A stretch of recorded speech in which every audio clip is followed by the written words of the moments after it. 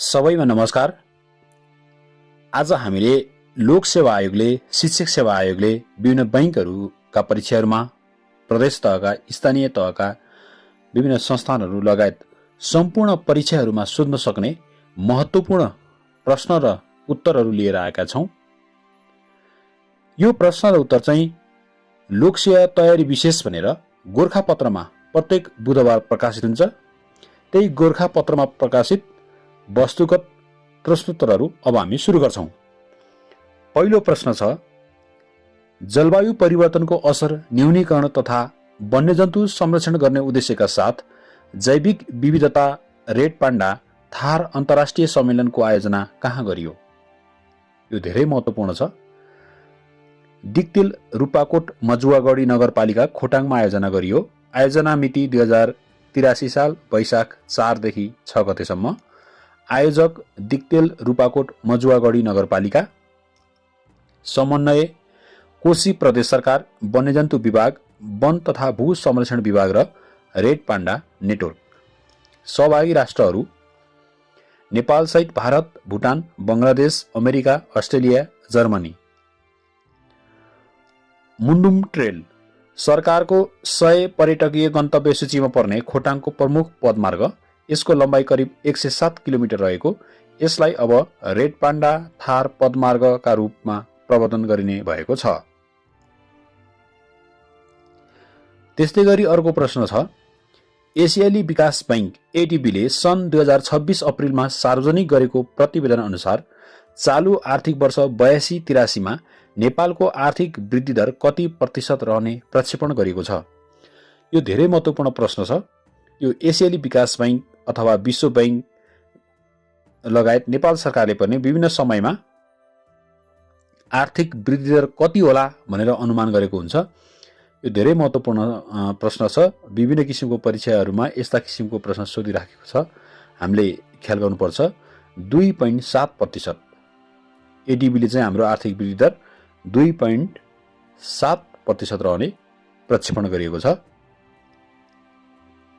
सरकारको लक्ष्य चालु वर्षका लागि 3.5%।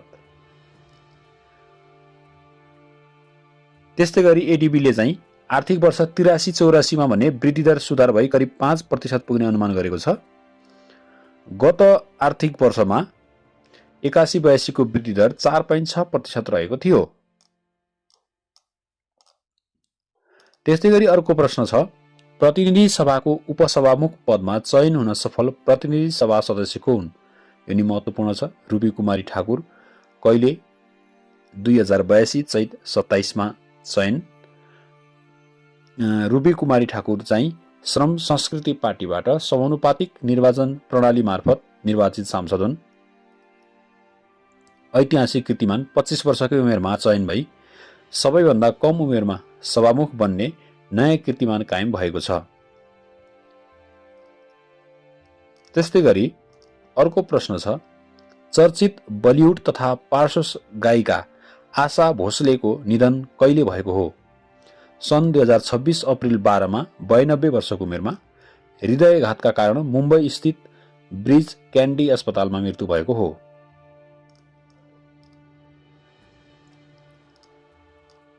उनले नेपाली, हिन्दी, मराठी, बंगाली लगायत 20 भन्दा बढी स्वदेशी तथा विदेशी भाषामा हजारौं गीत रेकर्ड।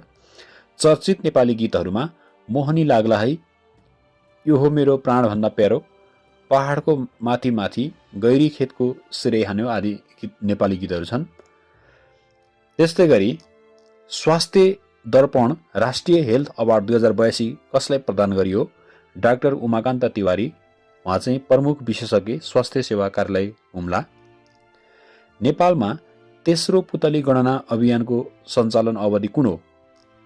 सन् 2025 मार्च 3 देखि 31 सम्म। यसको थिम रहेको छ बटरफ्लाई म्याराथन।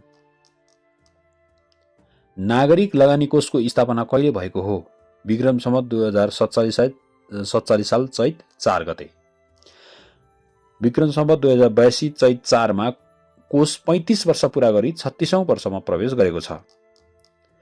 पारदर्शिताको प्रवर्धन गरी प्रभावकारी सरकार बनाउने उद्देश्यका साथ ओपन गभर्नमेन्ट पार्टनरशिप ओपिजी को स्थापना कहिले गरिएको हो? सन् 2011 सेप्टेम्बर 20 मा। नेपालको पूर्वी तराईमा बोलिने झाँगड भाषा कुन भाषा परिवार अन्तर्गत पर्दछ? द्रविड। डाक्टर महेशराज पन्त सम्मान 2082 बाट सम्मानित हुने व्यक्तित्व को हुनुहुन्छ? प्राध्यापक डाक्टर सुरेन्द्र केसी। नेपालका विशिष्ट विद्वान इतिहासविद तथा लिपिविज्ञ धनबज्र वज्राचार्यको जन्म जयन्तीको अवसर पारेर 2082 चैतमा यी सम्मान प्रदान गरिएको हो। धनबज्र प्रज्ञा सम्मान प्राध्यापक डाक्टर रमेश ढुङ्गेल। धनबज्र शोध सम्मान पदम सुन्दास। धनबज्र वज्राचार्य शोध सम्मान प्राडा ज्ञानबहादुर कार्की र सह प्राध्यापक सन्ध्या खनाल पराजुली। प्राध्यापक कृष्ण बहादुर मानन्दर स्मृति सम्मान पार्थिवेश्वर प्रसाद तिमल सिन्हा। विज्ञानका कुरा सम्मान वैज्ञानिक मुकेश कुमार चालिसे। अच्युत रमण अधिकारी स्मृति साहित्य सम्मान सूर्य रमण प्रसाद लाकजु। नासाद्वारा चन्द्रमाका लागि पठाइएको ओरायन अन्तरिक्ष यान अभियान पूरा गरी कहिले पृथ्वीमा फर्किएको हो? सन् 2026 अप्रिल 10 मा। प्रक्षेपण मिति सन् 2026 अप्रिल 1 मा। अवतरण मिति 2026 अप्रिल 10 मा। मिसन अवधि 10 दिन। चन्द्रमाको परिक्रमा गरी सफलतापूर्वक पृथ्वी फिर्ता। त्यस सम्बन्धी अन्य विवरणहरू यहाँ उल्लेख गरिएको छ। हामी यसलाई भिडियो रोकेर पनि हेर्न सक्छौं। त्यस्तै गरी अर्को प्रश्न छ, नेपालको पहिलो महिला उप प्रधानमन्त्री को हुन्? शैलजा आचार्य। यो धेरै पटक सोधेको छ विगतका प्रश्नहरूमा। टेक्वान्डो खेललाई आधिकारिक रूपमा ओलम्पिकमा कहिलेदेखि समावेश गरिएको हो? सन् 2000 को सिडनी ओलम्पिकदेखि। हाल गैर आवासीय नेपाली सङ्घ एनआरएन को अध्यक्षमा को चयन भएका छन्? डाक्टर हेमराज शर्मा। वरिष्ठ उपाध्यक्ष रोबिन प्रसाद शेरचन। महासचिव डाक्टर चिरञ्जीवी खड्गा।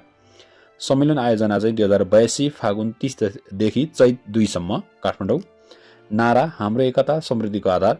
सम्मेलनले 12 बुँदे काठमाडौँ घोषणापत्र जारी गरेको। डार्विनको प्राकृतिक छनौटको सिद्धान्त भनेको के हो? बढी उन्नतशील जीवको छनौट र कम उन्नतशील जीवको विनाश प्रकृतिबाट हुने प्रक्रिया। जापानी भाषामा प्रकाशित पहिलो नेपाली कृति सेतो बाघ हो भने कोरियन भाषामा प्रकाशित पहिलो नेपाली कृति कुन हो? पल्पसा क्याफे। सरकारले आफ्नो 100 दिने कार्यसूची अनुसार तयार पारेको राष्ट्रिय प्रतिबद्धताको मस्यौदामा आगामी 5 वर्षभित्र नेपालको प्रति व्यक्ति आय कति पुर्याउने लक्ष्य रहेको छ? यो महत्त्वपूर्ण प्रश्न छ। $3000 जसमा चाहिँ अर्थतन्त्र विकास लक्ष्य अन्तर्गत आर्थिक वृद्धि आगामी 5 वर्षभित्र औसत आर्थिक वृद्धि दर 7% पुर्याइने। प्रति व्यक्ति आय $3000, जीडीपी $100 अर्ब नजिक पुर्याउने। गरिबी निवारण हालको बहुआयामी गरिबीलाई घटाएर 10% कायम गर्ने। कर नीति व्यावसायिक वातावरण तय गर्न आगामी 10 वर्षसम्म करका दरहरू स्थिर राख्ने। रोजगारी आगामी 5 वर्षमा 15,000लाई रोजगारी सिर्जना गर्ने लक्ष्य। रिमोट वर्क र सीमापार सेवा निर्यातलाई प्रोत्साहन। सुशासन र प्रशासनिक सुधार अन्तर्गत मन्त्रालय कटौती। हालको सङ्घीय मन्त्रालयको सङ्ख्या घटाएर 17वटामा सीमित गर्ने। सम्पत्ति छानबिन 2046 सालपछिका सबै सार्वजनिक पदाधिकारीको सम्पत्ति छानबिन गर्ने। प्रशासनिक पुनर्संरचना आगामी 5 वर्षभित्र सरकारी सेवामा 25% नयाँ र सक्षम जनशक्ति भित्राउने। सेवा प्रवाह सार्वजनिक सेवामा टाइम कार्ड र कागजविहीन डिजिटल प्रणाली लागू गर्ने। राष्ट्रिय योजना आयोगलाई थिङ्क ट्याङ्क ढाँचामा लगिने। उच्च स्तरीय प्रशासन संरचना पुनरावलोकन गठन आयोग गठन। त्यस्तै गरी परराष्ट्र ऊर्जा र पूर्वाधार नीति अन्तर्गत परराष्ट्र नीतिमा कुनै पनि सैन्य गठबन्धनमा सहभागी नहुने। नेपाल प्रथम र नेपाली प्रथमको अवधारणालाई पूर्ण रूपमा आत्मसात गर्ने। ऊर्जा लक्ष्य आगामी 1 दशकमा 30,000 मेगावाट विद्युत उत्पादनको लक्ष्य राख्ने। पूर्वाधार लगानीमा ठूला पूर्वाधार विकासका लागि वार्षिक 1 खर्ब रुपियाँ बराबरको डायस्पोरा बन्ड जारी गर्ने। राजमार्ग स्तरोन्नतिको लागि पूर्व पश्चिम महेन्द्र राजमार्गलाई 3 वर्षभित्र अन्तर्राष्ट्रिय मापदण्डमा स्तरोन्नति गर्ने। स्वास्थ्य शिक्षा प्रविधि र कृषि अन्तर्गत राष्ट्रिय आरोग्य वर्ष सन् 2027 लाई राष्ट्रिय आरोग्य वर्षका रूपमा मनाउने।